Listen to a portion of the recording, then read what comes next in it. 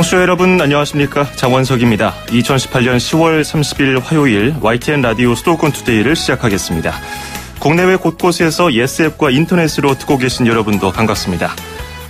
박원순 서울시장과 조희연 서울시 교육감이 2021년부터 서울시 내 모든 초중고등학교에서 친환경 무상급식을 시행한다고 밝혔습니다. 서울시는 학생들의 건강, 평등, 행복을 강조했습니다. 비용은 1년에 7천억 원 정도 들어가는 것으로 알려져 있습니다. 오늘 일부 투데이 포커스에서는 이보희 서울시 친환경 급식과정 연결해서 관련 이야기를 나눠보겠습니다. 2부에서는 건강 이야기 코너에서 탈모 예방법, 자동차 주치 시간에는 자율주행차에 대해서 알아보겠습니다. 오늘도 추운 날씨에 건강관리 잘 하셔야겠습니다. 오늘 서울 아침 기온은 0.7도까지 내려갔습니다. 낮에도 어제보다 더 낮은 기온을 기록할 텐데요. 충남과 전라도는 구름이 많은 가운데 빗방울이 떨어지거나 눈이 날리는 곳도 있겠습니다. 서울 현재 기온 3.7도, 습도 49%, 오늘 낮 최고 기온은 서울 10도, 대전 13도, 광주와 대구가 14도, 부산은 15도가 예상됩니다. YTN 라디오 수도권 투데이 1부 잠시 뒤에 출발합니다.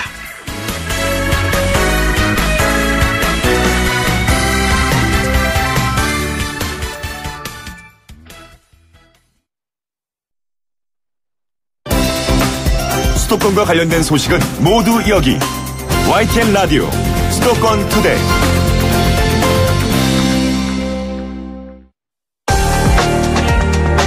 투데이 포커스. 단순히 점심 한 끼를 넘어서 학생들의 건강과 평등권, 행복권을 보장하고 실현하는 그런 과정입니다. 우수한 식재료를 제공해서 심신발달, 안정된 성장 지원을 하고 그만큼 학부모 부담을 덜어드린다는 점에서 소득주도 성장을 뒷받침할 것입니다. 박원순 서울시장과 조희연 서울시 교육감의 발언을 차례로 전해드렸는데요. 오는 2021년부터는 서울의 모든 고등학교로까지 무상급식이 확대됩니다.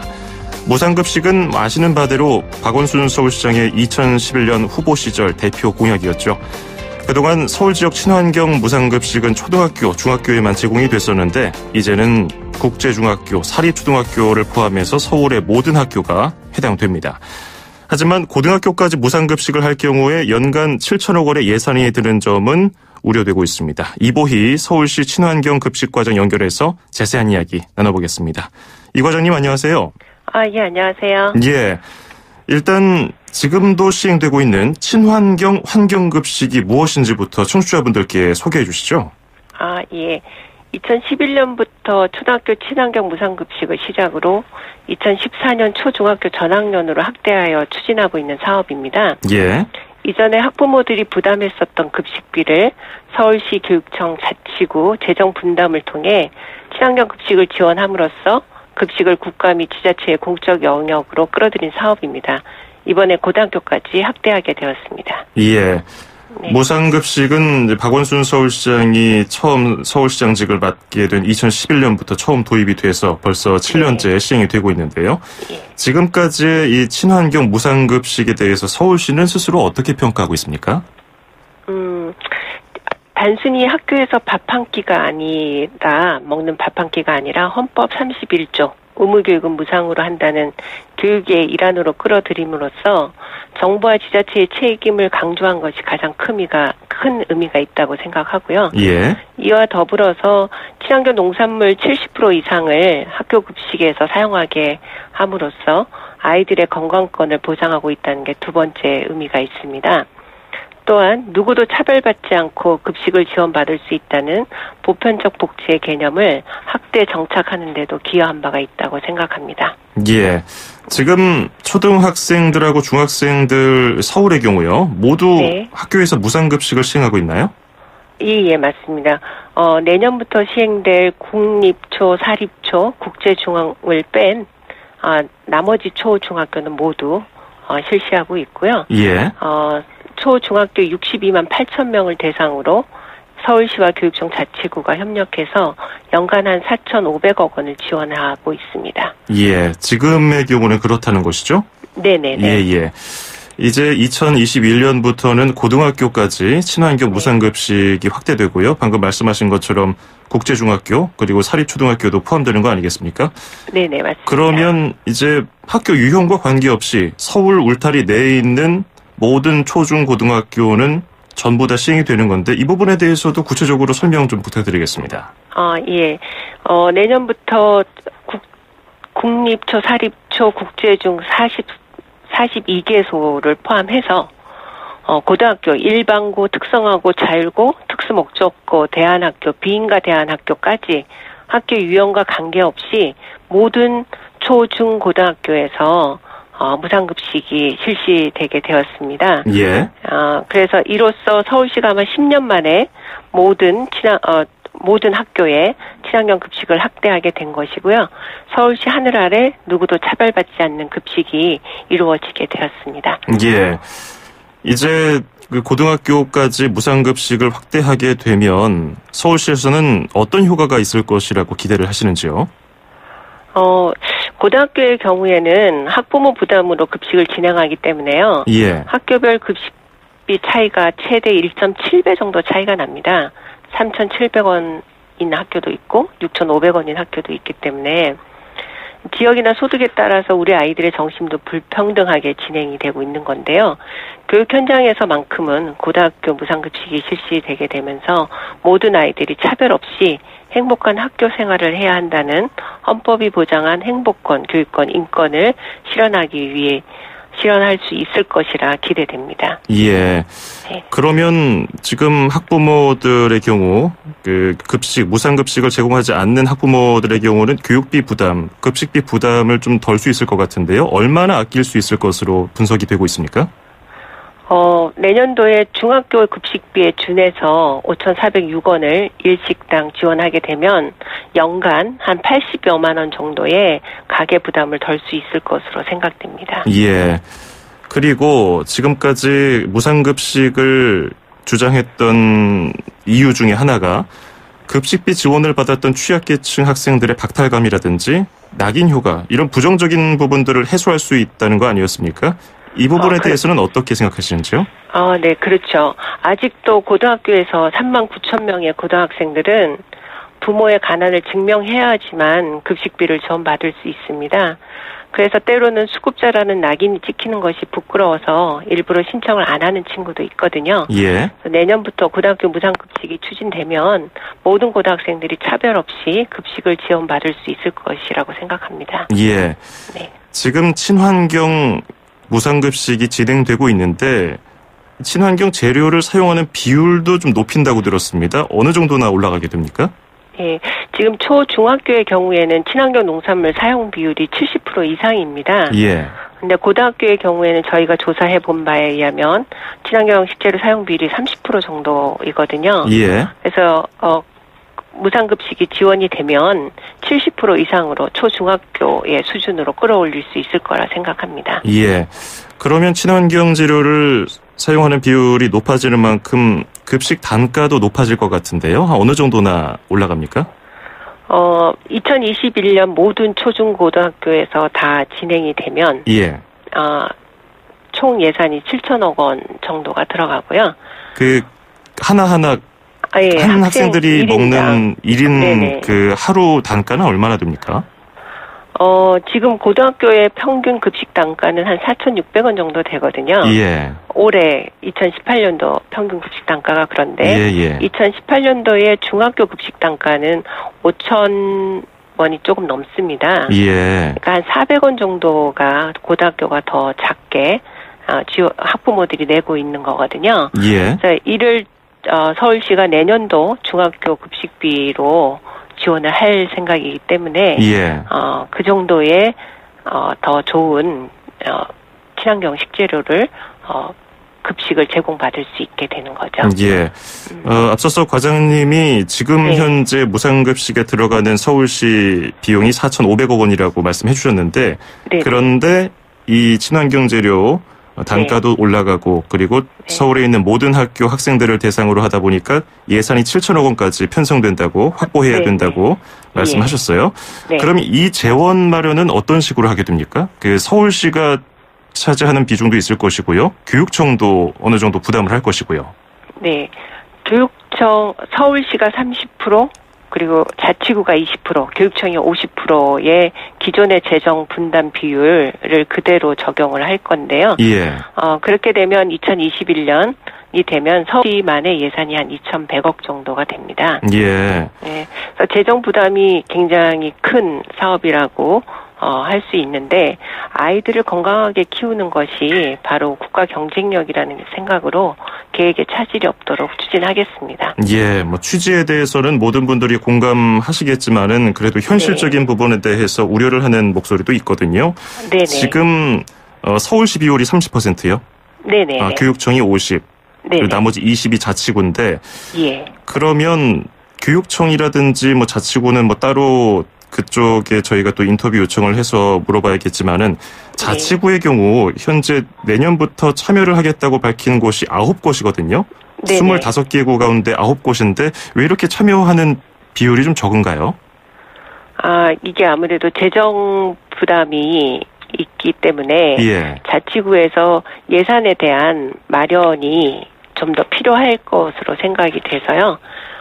취지에는 다 같이 공감을 하지만 재정적 여건 때문에 미처 참여하지 못한 자치구가 있게 된 겁니다. 예. 그런데 앞으로는 지속적으로 확대될 수 있을 것으로 생각하고 있습니다. 예. 그런데 앞으로 그 자금 조달을 어떻게 해야 할지도 풀어가야 할 숙제일 텐데요. 자치구와는 어떤 식으로 좀 협의를 하고 있나요? 자치구와는 앞으로도 지속적으로 진행을 할 거고요. 예. 아마도 내년도에 무상급식을 하겠다라는 계획을 세우는 자치구가 좀 더 늘어날 수 있을 것으로 생각하고 있습니다. 예. 이게 시범 사업을 내년부터 시작을 하면 네네. 그 해가 거듭할수록 더 늘어나는 자치구가 생길 텐데요. 그에 대한 지금 로드맵은 정확하게 나와 있지 않은 겁니까? 이거는 자치구의 의사가 중요하게 때문에 예. 자치구가 참여 의사를 재정 마련을 통해서 참여 의사를 밝히게 될 수 있도록 예. 서울시도 할 수 있는 방법을 최대한 모색해 보겠습니다. 그렇군요. 네. 그 강남 3구, 강남 서초 송파는 좀 여유가 있는 구인데도 참여를 하지 않았거든요. 이 부분에 대해서는 어떻게 보고 계십니까?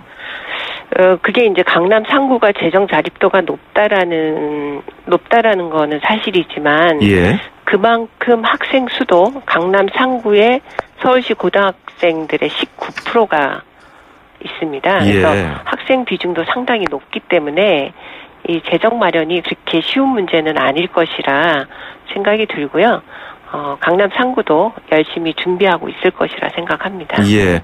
그러면 일부 자치구가 중앙정부에 급식비를 지원해달라고 요청했을 때 중앙정부가 좀 난색을 표하거나 그럴 경우에 서울시는 어떻게 대처할 예정인가요?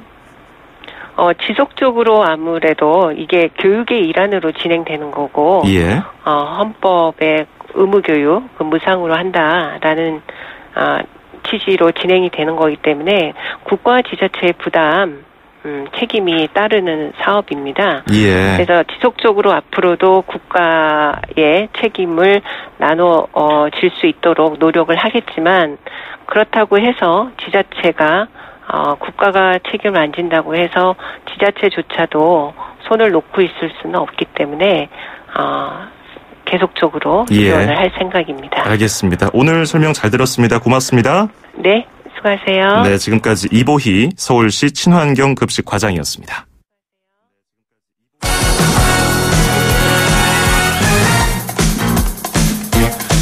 수도권 뉴스 브리핑입니다. 서울시 교육청이 오늘 사립유치원 공공성 강화 특별대책을 발표합니다. 서울시 교육청은 오늘 발표를 통해서 정부의 공립유치원 휴원율 40% 조기 달성을 위한 학급 증설 방안과 사립유치원의 투명성과 공공성을 높일 대책을 내놓을 예정입니다. 조희연 교육감은 지난 26일 모든 자치구에 공립 단설유치원을 신설하고 사립유치원을 매입해서 공립으로 전환하는 방안 등에 대한 대책이 포함될 것이라고 밝힌 바가 있습니다. 서울시 교육청은 공립유치원 학급 증설과 함께 유아교육 학습권 보장과 사립유치원의 비리 차단을 위한 제도 등도 제시할 계획입니다. 인천시가 저출산과 육아 문제 해소를 위해서 공공 돌봄 서비스를 강화합니다. 인천시는 우선 일반 산후조리원보다 이용료가 절반 정도 싼 공공 산후조리원을 10인실 이상 규모로 2022년까지 설립할 예정이라고 밝혔습니다. 또 출산 가정에 방문 간호사를 파견하는 임산부 영유아 방문 간호 지원 사업을 강화하고 셋째 아이 이상 출산 가정에 건강관리사 파견 비용을 무상 지원하는 사업도 본격화할 방침입니다. 이웃 간의 육아 정보를 공유하고 자녀 돌봄을 품앗이하는 공동 돌봄 나눔터도 2022년까지 18곳에서 28곳으로 10곳을 늘릴 계획입니다. 서울시가 산하기관인 서울교통공사의 채용비리 의혹을 제기한 언론과 정치인에 대한 법적 대응에 나섰습니다. 윤준병 서울시 행정 1부 시장은 자신의 페이스북을 통해서 서울교통공사 채용비리 의혹에 대해 허위 사실을 보도한 지면과 인터넷판 각 4건에 대해서 오늘 언론중재위에 정정과 반론 보도 그리고 손해배상을 청구했다고 밝혔습니다. 이어서 정치인들에 대해서도 법률 검토가 끝나는 대로 고소 등 법적 책임을 물을 예정이라면서 앞으로도 허위 사실의 발표나 보도에 대해서는 책임을 엄정하게 묻겠다고 덧붙였습니다. 지난 여름 기록적인 폭염에도 올해 경기도 내 쌀 생산량은 지난해보다 소폭 증가할 것으로 예측됐습니다. 경기도는 통계청의 예측조사 자료 등을 분석한 결과 올해 도내 쌀 총 생산량은 38만 5천 톤으로 예상됐다고 밝혔습니다. 이는 지난해 생산량 38만 톤보다도 5천 톤, 1.3% 정도 많은 것입니다. 올해 도내 벼 재배 면적이 지난해보다 다소 감소했는데도 이같이 쌀 생산량이 늘 것으로 예측된 것은 폭염 외에 봄 가뭄이나 태풍 등 다른 자연재해가 없어서 벼 작황이 좋았기 때문으로 도는 보고 있습니다. 인천본부세관은 인천국제공항 자유무역 지역 내 장기 재고 화물 약 52톤을 5차례에 걸쳐서 일괄 폐기했다고 밝혔습니다. 이번에 일괄 폐기한 물품들은 자유무역지대에 반입된 수입 화물 중에서 검사, 검역에 불합격하거나 상품 유효기간이 지난 것들입니다. 그동안 입주 기업체는 화주의 폐기 동의 없이 이를 폐기도 못하고 보관료도 받지 못해서 경영상 많은 어려움을 겪고 있었습니다. 이에 인천세관은 화주의 폐기 동의서를 입주업체의 책임각서로 대체하는 등 관련 규정을 탄력적으로 적용해서 장기 재고 화물을 일괄 폐기했습니다. 경기도는 다음 달 1일과 2일 판교 테크노밸리 글로벌 R&D 센터에서 2018 4차 산업혁명 국제심포지엄을 엽니다. 심포지엄은 인공지능과 블록체인의 세계적 트렌드를 살펴보고 이를 도정에 활용하는 방안을 모색하기 위해서 마련됐습니다. 국내외 전문가 500여 명이 참여하는 심포지엄은 중국 전자상거래 업체 징둥닷컴의 페이지엔 부사장과 미국 피츠버그 대학의 데이비드 소우 교수가 인공지능과 블록체인에 미치는 사회적, 산업적 영향을 주제로 기조 강연을 합니다. 유네스코 인류 무형유산에 등재된 김장문화의 모든 것을 한자리에서 볼 수 있는 행사가 이번 주말 서울에서 열립니다. 서울시는 다음 달 2일부터 4일까지 서울광장과 무교로 일대에서 제5회 서울 김장문화제를 연다고 밝혔습니다. 이번 문화제에서는 서울광장에서 각계각층 시민 6천여 명이 모여서 배추 165톤을 버무리는 역대 최대 규모 김장 나눔이 펼쳐집니다. 지금까지 수도권 뉴스 브리핑이었습니다.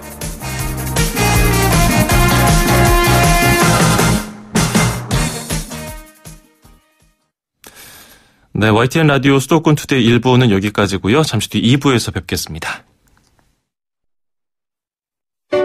2,500만 수도권 청취자를 위한 모든 소식이 한자리에 YTN 뉴스 FM 수도권 투데이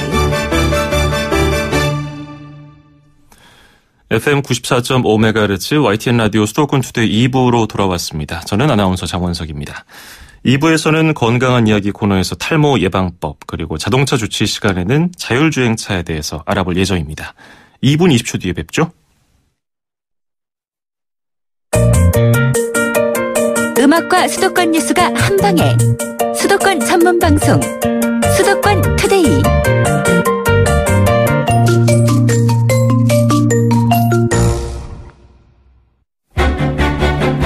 수도권 투데이 청취자 여러분 건강하세요. 쉽고 재밌게 풀어보는 건강한 이야기.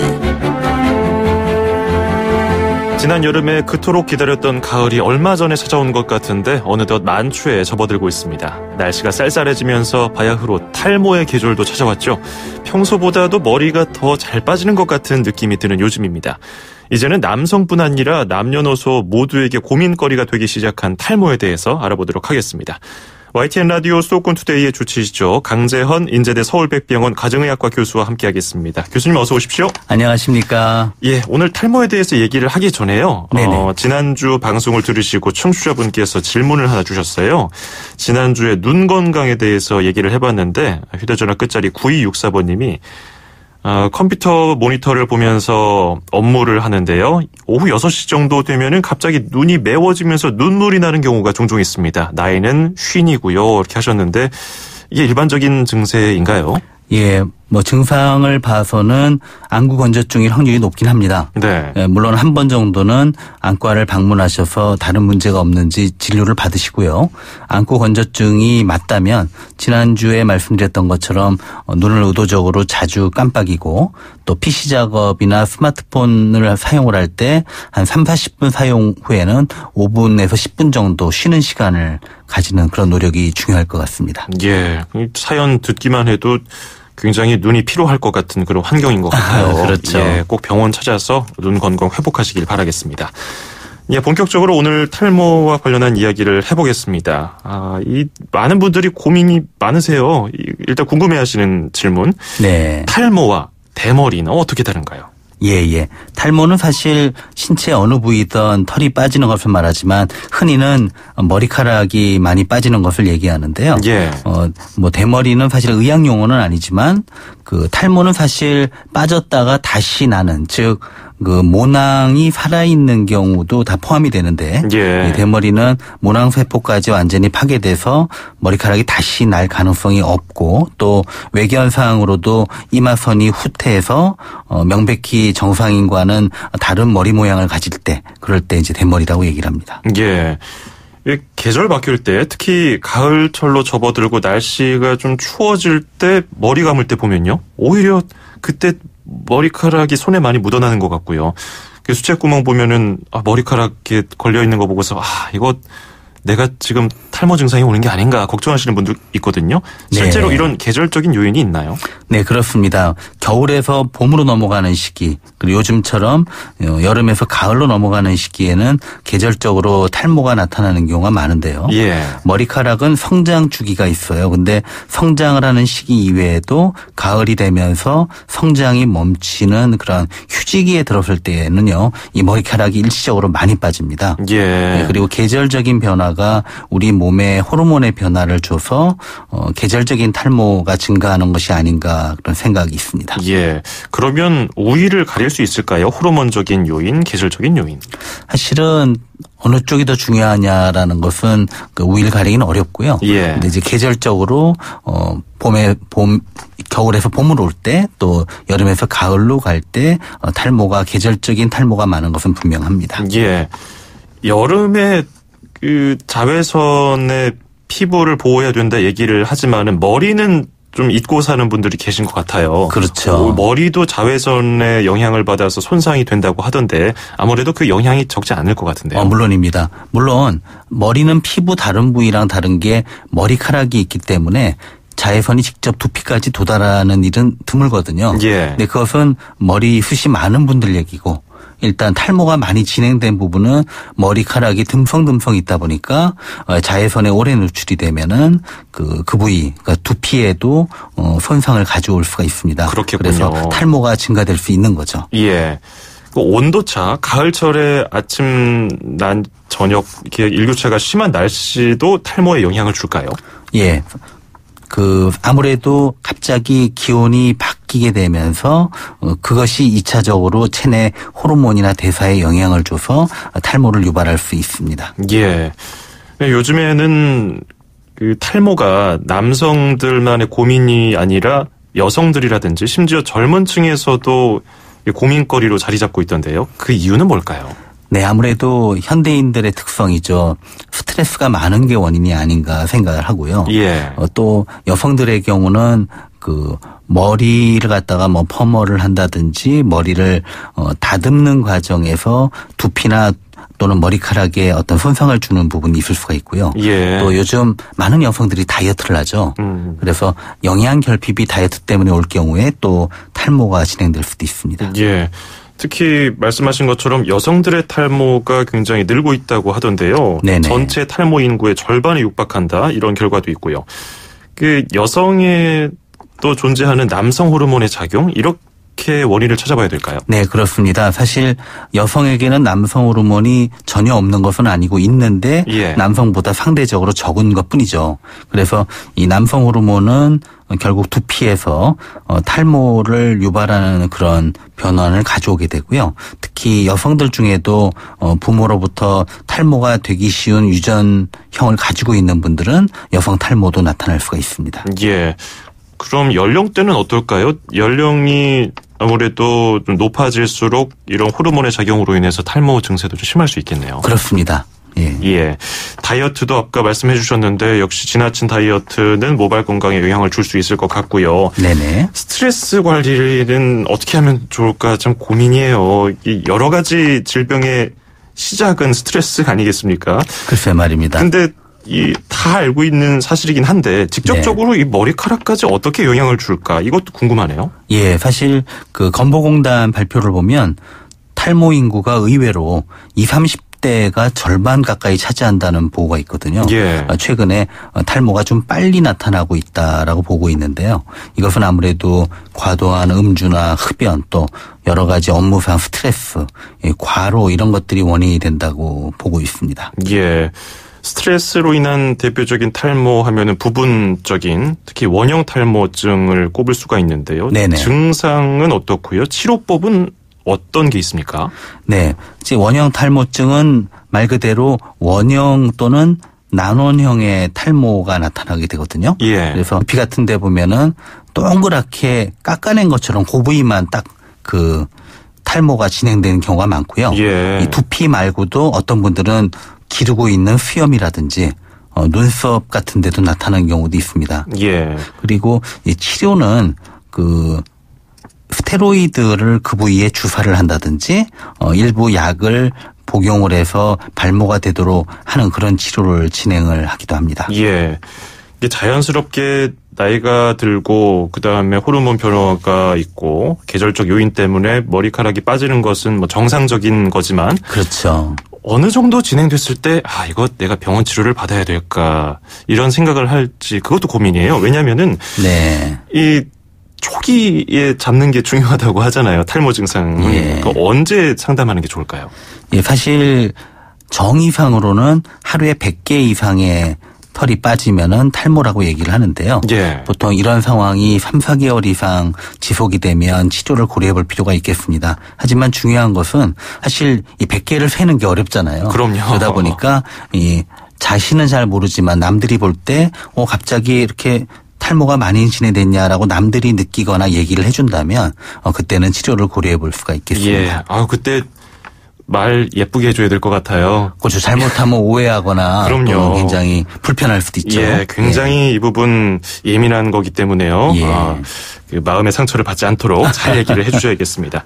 탈모를 막기 위해서는 뭐 유전적인 것을 제외하고 그 습관이 중요할 것 같거든요. 네네. 특히 머리를 감고서 말리지 않은 채 젖은 상태로 나가는 게 굉장히 나쁘다고 하던데 이거 왜 그럴까요? 예, 그렇습니다. 그 머리를 감는 것은 사실 두피를 청결하게 하는 것에 좋지만 그 잘 말리지 않고 다니게 되면은 그 두피에 오히려 좋지 않은 영향을 미치게 되거든요. 예. 또 거기에 젖은 상태에서 또 모공이 다른 먼지나 오염물질로 막힐 수도 있기 때문에 탈모를 막기 위해서라도 머리를 감고 나면 뜨겁지 않은 그냥 약간 찬바람에 잘 말린 다음에 외출하는 게 좋겠습니다. 예, 당연한 얘기지만 음주나 흡연도 모발 건강에 안 좋을 것 같은데요. 이 부분 강조 좀 해주시죠. 예, 당연하지만 정말 중요한 요인이거든요. 예. 음주와 흡연 둘 다 탈모 진행을 매우 재촉을 하고요. 특히 특히 과도한 음주의 경우는 모근에서 피지 분비가 증가하도록 하고 체내 항산화 물질이 줄어들게 됨으로써 탈모를 촉진을 하게 됩니다. 예. 그 서구화된 식습관, 특히 기름진 음식을 피하는 게 좋다는 얘기도 있던데요. 이건 어떤가요? 예, 이제 기름진 음식도 나쁘고요.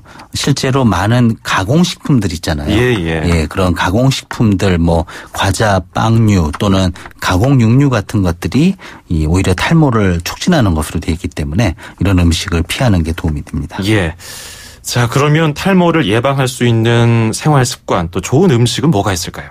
예, 우선 생활 습관을 말씀을 드리면 금연하고 절주 또는 금주 중요하고 예. 그다음에 자외선, 즉 외출할 때는 모자를 쓴다든가 양산을 잘 사용하는 게 중요하고요. 예. 그다음에 머리 외출하고 오면 머리를 감아주는 게 좋고 잘 말리는 것이 매우 중요하고요. 이러한 생활 습관을 잘 가지면서 사실 요즘 보면은 뭐 머리카락 나는데 좋다 그래서 이런저런 음식 드시는 분들 많아요. 네. 뭐 또 검은 어떤 음식을 먹으면 머리가 또 검어지고 잘난다 이런 분들도 맞아요. 있고. 예, 근데 예. 사실은 그보다 중요한 게 고른 영양 섭취예요. 제가 그 얘기를 왜 드리냐면 우리가 영양 결핍이 오면 몸에서는 제일 생명 유지에 필요 없는 부위를 먼저 포기합니다. 아하. 그게 어딜까요? 머리카락 없어도 살거든요. 그렇네요. 그리고 손발톱. 예. 그러니까 제일 먼저 그 부위가 문제가 생기니까 고루 건강하게 잘 드시는 게 탈모 예방에도 매우 중요합니다. 네, 오늘 탈모와 탈모 예방법에 대해서 강재헌 인제대 서울백병원 가정의학과 교수와 함께 알아봤습니다.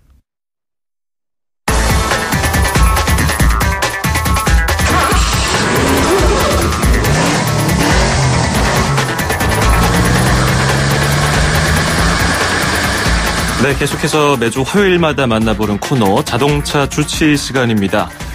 지난달에 판교 테크노밸리에서 운전자 없는 자율주행 버스가 시범 운행을 시작했습니다. 심지어 운전대도 없었습니다. 자율주행차는 4차 산업혁명과 관련된 기술이 집약된 분야인 만큼 정부도 2조 원을 투입해서 자율주행 자동차를 육성하겠다고 밝혔습니다. 오늘 김필수 대림대 자동차과 교수와 함께 자세한 이야기 나눠보도록 하겠습니다. 교수님 안녕하세요. 네, 안녕하세요. 예, 자율주행차 얘기를 해볼 텐데요. 예. 청취자분들도 궁금한 점이나 의견 있으시면요. 짧은 문자 50원, 긴 건 100원이 드는 샵 0945, 우물정 0945로 문자 보내주시기 바라겠습니다. 자율주행차 얘기는 많이 하는데 구체적으로 설명해보라고 해보면은 뭐라고 할지 모르겠어요. 자율주행차가 어떤 건가요?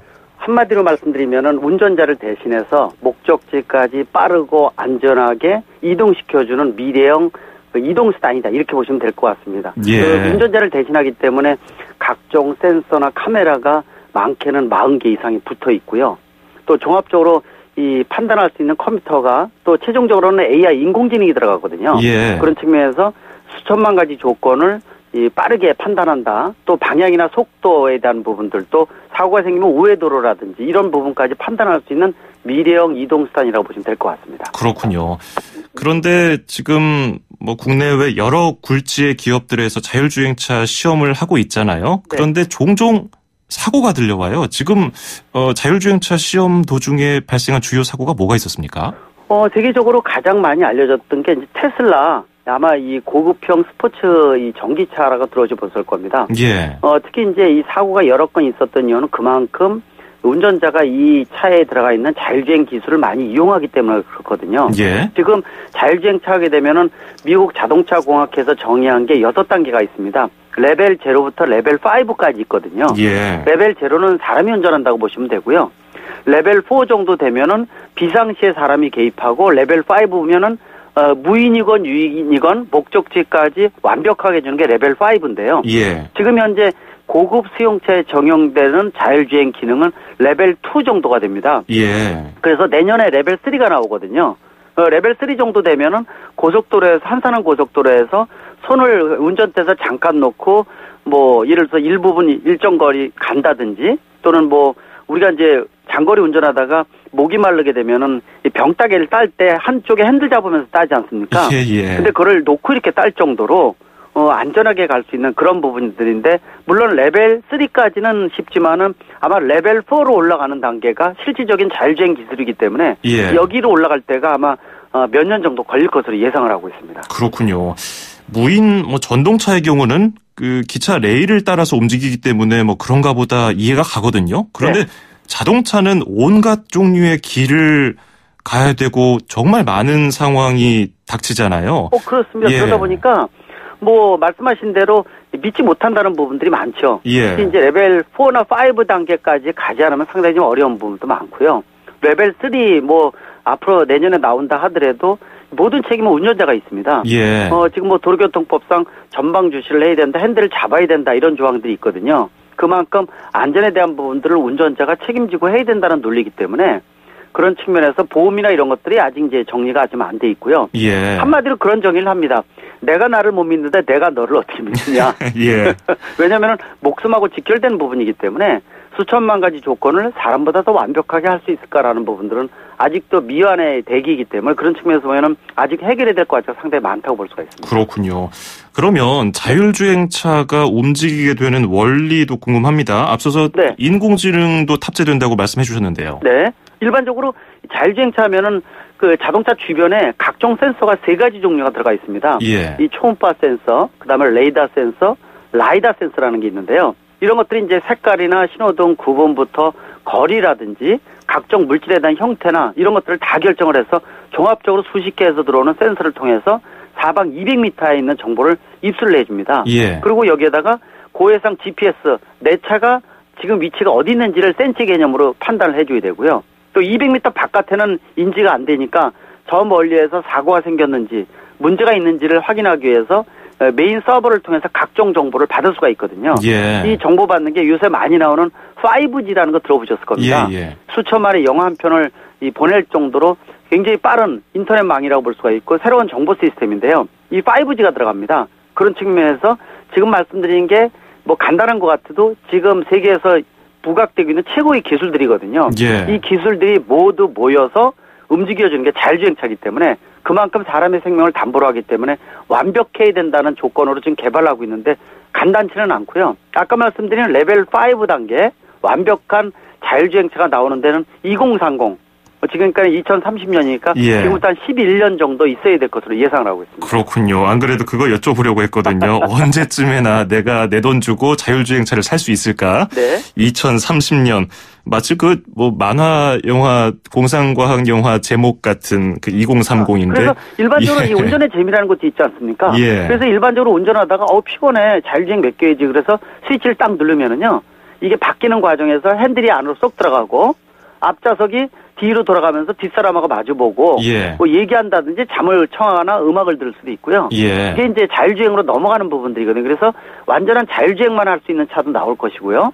또 자율주행과 유인운전 두 가지를 겸비할 수 있는 차도 나올 거고 아마 다양성이 커질 것으로 보고 있는데 예. 이 차가 나오기 전에 각종 기술이 먼저 지금부터 벌써부터 들어가고 있다고 볼 수가 있습니다. 예.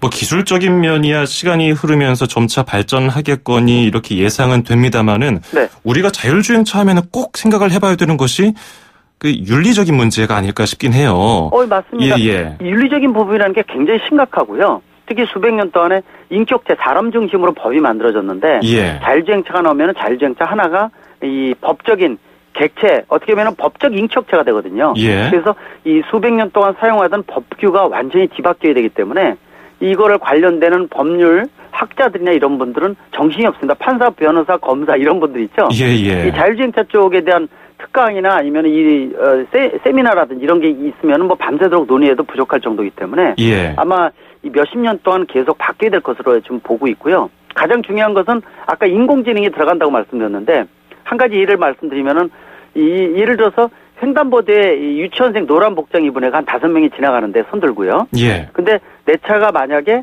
100km를 쭉 달리고 있는데 브레이크가 고장났다 이겁니다. 예. 근데 아이들은 앞에 지나가고 그러면 사람이 운전할 때는 핸들을 꺾는 게 일반적인 상식이거든요. 그렇죠. 그래서 내가 부상당하거나 사망하는 그 나중 문제입니다. 예. 일단은 그 꺾는 게 사람인데요.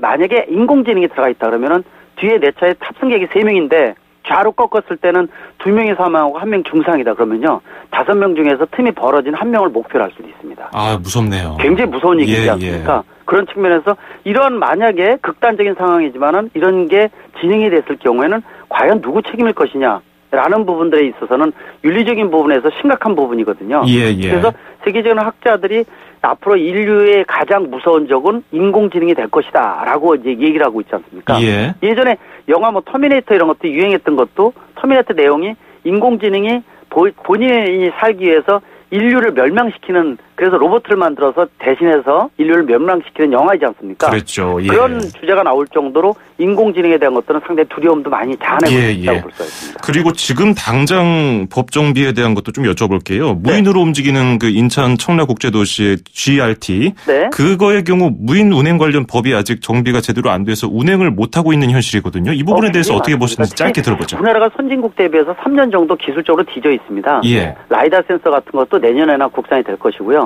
가장 큰 문제가 지금 말씀하신 대로 규제 일변도의 포지티브 정책이라는 겁니다. 뭐 하나 중소기업이나 뭐 대기업 들었고 차를 만들어서 테스트를 하고 싶어도요. 그 규정이 너무 까다롭다는 거거든요. 예. 어떤 지역에서 어느 정도에서 몇 시간 할 수 있게끔 하고 그 조건도 맞추기가 너무 힘들기 때문에 선진국 대비해서 자꾸 이제 테스트가 늦어지게 되면 개발 속도도 늦어지고요. 예. 기술도 늦어지고 그러한 관련 법규 뭐 다른 것도 마찬가지지만은 너무 규제 일변도거든요. 예, 그런 알겠습니다. 측면에서 우리나라가 이 제대로 세계 글로벌 시장에서 경쟁할 수 있을까라는 예. 우려심이 바로 이제 자율주행차기 때문에 분명한 것은 이 친환경차 더불어서 자율주행차는 예. 미래의 먹거리 중에서 가장 핵심이 되기 때문에 우리가 지금 자동차 산업이 양대 축 중에 하나지 않습니까? 예, 그런 알겠습니다. 측면에서 미래의 먹거리 확보 차원에서 가장 중요한 부분이어서 정부도 고민을 해야 된다고 보고 있습니다. 예, 알겠습니다. 고맙습니다. 네, 감사합니다. 네, 김필수 교수였습니다. 수도권 투데이 오늘 순서 마칩니다. 장원석이었습니다. 고맙습니다.